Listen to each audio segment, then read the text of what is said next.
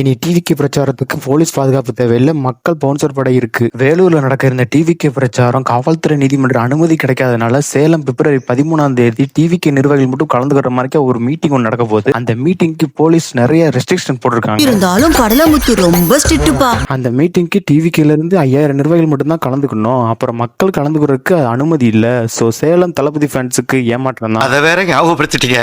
நெஞ்சமெல்லாம் பொண்ணு அறக்கு தம்பி. சேலத்தோட மத்திய மாவட்ட செயலாளர் பார்த்திபன் அவர்கள் தான் இந்த மக்கள் பவுன்சர் படையை கிரியேட் பண்ணியிருக்காரு. தளபதியை பார்க்கறதுக்கு மக்கள் மலையில இருந்து கூட ஏறி வருவாங்க. அவங்கள பாதுகாக்கணும். அப்புறம் வெயில் 6 மணி நேரம் நிக்கணும். சாப்பாடு இல்லாம பச்சை தண்ணி கூட குடிக்காம நிக்கணும்னு சொல்லியிருக்காரு. குடிக்க தண்ணி கூட கொடுக்க மாட்டேன்.